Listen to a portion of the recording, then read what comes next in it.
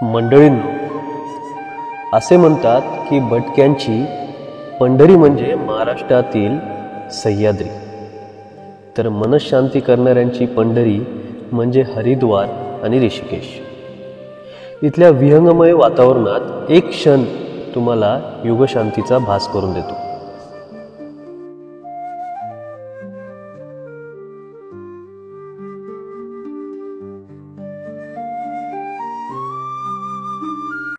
नमस्कार मंडळी, आज आहे दिवस 4. काल आपल्याला हरिद्वारला यायला झाला लेट आणि काल आल्यानंतर आपण थांबलो होतो साधना सदन या एका मठामध्ये. याच्यामध्ये आपले तिसरे पार्टनर जे आपल्याला जॉईन करणार आहेत ते आधीच येऊन थांबले होते आणि तुम्ही त्यांना मागच्या व्हिडिओतही पाहिलेलं आहे, प्रबळगडच्या व्हिडिओमध्ये. ते आहेत अंबर. हॅलो अंबर. सो अंबर आपल्याला इथनं पुढे कंटिन्यू जॉईन करणार आहेत. हरिद्वारच्या पुढं त्यांचा सहवास आहे. प्रमोद सरांना तर तुम्ही ओळखता. आणखी 2 जण आपल्याला जॉईन करणार आहेत. ते बाय फ्लाईट येत आहेत. एकाचं नाव आहे DK, ज्यांना तुम्ही मागच्या व्हिडिओत पाहिलं आहे, तर दुसरे आहेत ते उत्तम. चला तर मग साधना सदनमध्ये फिरत असताना याची व्याप्ती ही फार मोठी लक्षात येत होती. इथं असंख्य भाविक ज्यावेळेस हरिद्वारला येतात ते थांबतात. साधनेसाठी लागणारे जे पौष्टिक वातावरण असतं ते मला या मठामध्ये भेटून आलं. इथे आल्यानंतर एक इंटरेस्टिंग गोष्ट मला जाणवली, ती मी तुम्हाला इथं दाखवतो. मंडळी, आपण श्री साधना सदन या मठात आलो होतो आणि इथं आल्यानंतर एक फार चांगली गोष्ट कळाली की मठाच्या आतनच गंगेचा एक घाट आहे. तर त्याचं नाव दिलेलं आहे श्री संत घाट. पुरुष आणि स्त्रिया म्हणजे यांच्यासाठी सेपरेट घाट बांधलेले आणि हरकीपोडीमध्ये आपण जसं स्नान करतो की पवित्रता आपल्याला तिथं जाणवते, तीच इथं जाणवते, तीच गंगा इथं वाहते. तर मठात राहिल्यानंतर इथं स्नान करायचं आणि इथं जे काही त्यांचे प्रोग्राम असतात ते अटेंड करायचे. 1 आठवडा जर इथे येऊन तुम्ही राहिला एवढी सुंदर मनशांती होणार. प्रयत्न करून पाहायचा. ह्या धावपळीच्या जीवनात असं काहीतरी करण्यात जी मजा आहे ती अनुभवल्याशिवाय करणार. मठाचं तर तुम्हाला माहिती सांगण्यात आली, पण आपली सकाळ ही 5:30ला झाली होती. आपण काय केलं हे तुम्हाला आता याच्या पुढे दाखवतो. हर हर महादेव. मंडळींनो, आज सकाळी 5:30ला उठून आपण हरकीपोडी घाटावर आलो. सकाळी 5:30ला बाहेर पडावे आणि एक महात्माचे दर्शन घडावे. त्यांनी अगदी मनसोक्त आयुष्यातील जसे मार्ग दाखवतात तसेच हरकीपोडीच्या घाटाला जाण्याचा मार्ग दाखवला. रस्त्यामध्ये हरिद्वारमध्ये आलेले त्यांचे वेगवेगळे अनुभव बाबांनी शेअर केले. बाबांच्या मार्गदर्शनाखाली आम्ही हरकीपोडीच्या घाटाकडे कूच केली. पुढे जात असताना आम्हाला ओम घाट, गौ घाट असे वेगवेगळे घाट लागले. ते ओलांडताना तिथल्या जुन्या आठवणी बाबांनी आम्हाला सांगितल्या. घाट ओलांडत असताना एक गोष्ट प्राकर्षाने जाणवली की इथं येण्यासाठी पैशाची गरज लागत नाही. घाटावर असंख्य भाविक हे रात्री तसेच झोपलेले होते आणि उठून गंगा मैयात सामील झाले होते. गंगा मैयाच्या किनारी वेगवेगळे मंदिर अशा सकाळी लाईटच्या ह्याच्यात प्रज्वलित होत होते. तिथं जय जयकार करून हरकीपोडीच्या दिशेने आम्ही पुढे निघालो.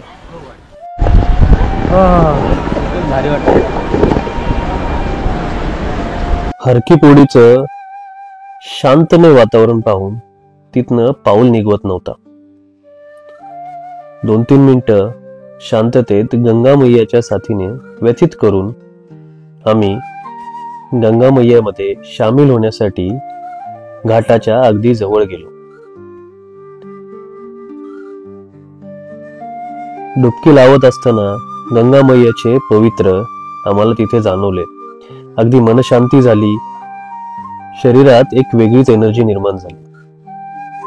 काही वेळ व्यतीत करून पुढे जाण्याचा आम्ही निर्णय घेतला होता. घाटाच्या आजूबाजूला बरेचसे मंदिर आहेत. तिथं पुढे प्रस्थान. थोडी मस्त आंघोळ झाली, फार भारी वाटतंय. एकदम भक्तिमय वातावरण आहे.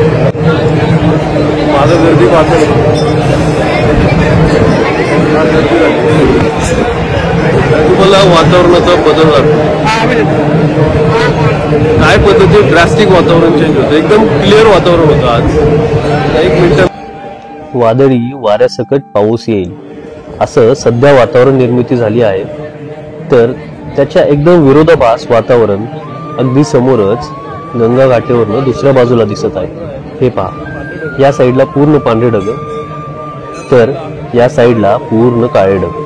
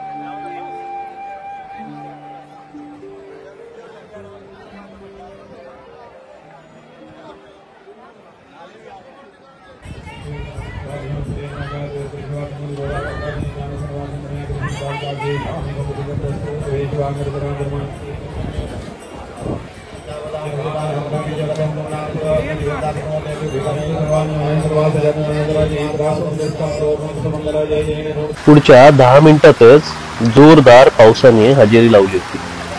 गंगामैयाने तर भिजवलेच होते, पण निसर्गानेही नैसर्गिक पावसात आम्हाला भिजवले. साधना सदनचा निरोप घेऊन आपण आता पुढे निघालो होतो. साधारण 10 वाजून गेले होते. तर मंडळींनो, टोटल आता आपल्या झाल्या होत्या 3 गाड्या. 2 गाड्या आपण रेंट आउट केल्या होत्या आणि एक आपली गाडी. तर साधारण बरोबरच्या दोघांना कनेक्टिंग फ्लाईट लेट झाल्यामुळे लेट झाला होता. आम्ही एक गाडी घेऊन पुढे निघणार होतो आणि पुढे जाऊन राहण्याची काही व्यवस्था होती का याचं पाहणार होतो. हरिद्वार रेल्वे स्टेशनच्या बाहेर आल्यानंतर डाव्या बाजूने साधारण 1 किलोमीटरच्या अंतराला ऋषिकुल म्हणून लोकेशन आहे. गुगल मॅपला ते सहज अवेलेबल आहे. तर युके गव्हर्नमेंटने ऋषिकुलला इथंच डाव्या बाजूला साधारण मोठा सेटअप केला होता, जिथे फ्री रजिस्ट्रेशन होत होते. तर ज्यांचे ऑनलाईन रजिस्ट्रेशन झाले नव्हते ते ऑफलाईन इथं पोहोचून ऑन द स्पॉट रजिस्ट्रेशन करू शकत होते. इथं साधारण 20 लाईन गेलेल्या होत्या आणि प्रत्येक लाईन मध्ये महिला आणि पुरुष असे सेपरेट विभाग केले होते. मग तिथे चारधामचे रजिस्ट्रेशन होते, केदारनाथचे सेपरेट रजिस्ट्रेशन होते. तर आपापल्या गरजेनुसार प्रत्येक जण लाईनला लागत होतं. सुविधा आहे पंचगुरी बसायची सोय. आणि आता सकाळी खूप गर्दी होती, आता कमी आहे जरा गर्दी.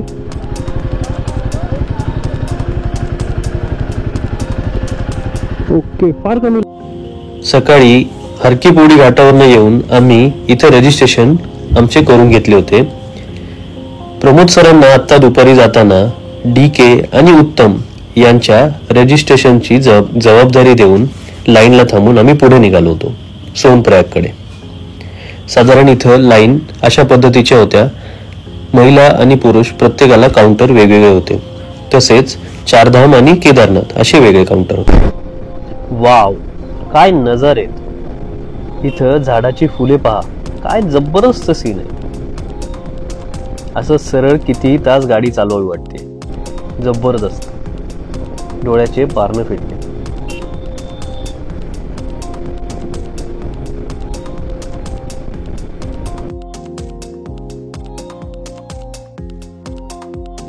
योगनगरी ऋषिकेश क्रॉस केलेलं आहे. योगनगरी ऋषिकेश भारी वाटतं. त्याला इथं योगाचे वेगवेगळे प्रकार शिकवले जातात. त्याच्यामध्ये सर्टिफिकेशन कोर्स पण आहेत बरं का. आमच्या फ्रेंड सर्कलमध्ये एक जण आता आलेले आहेत, त्यामुळे कळालं. If you want to be a certified yoga teacher, Rishikesh is for you.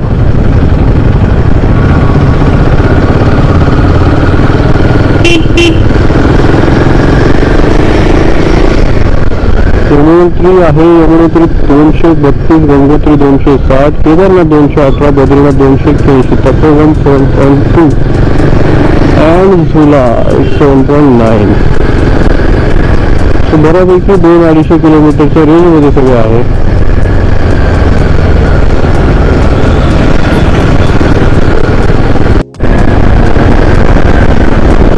पुन्हा इथे आहे जाम छोटस थोडस आपण जाऊ शकतो. जसं एका साईडला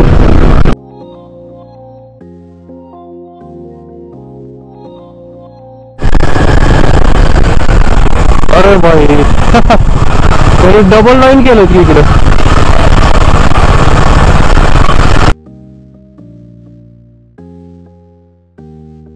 ऋषिकेश ते तपोवन फार जास्त ट्रॅफिक लागलं होतं. आपली छोटी गाडी असल्यामुळे आपण त्यातनं मार्ग काढत पुढे निघालो. जास्त फरक आपल्याला पडला नाही, पण जे कोणी 4 व्हीलरनी येत आहेत त्यांनी त्या पद्धतीत प्लॅन करून यावे. डोळ्याचं पारणं फुटतील. वाव,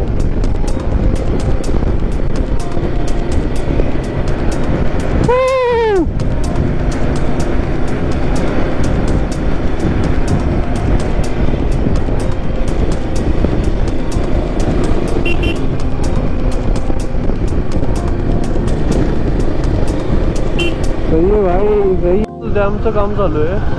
एकदम समोर बघा रिसॉर्ट. काय व्ह्यू असेल, जबरदस्त.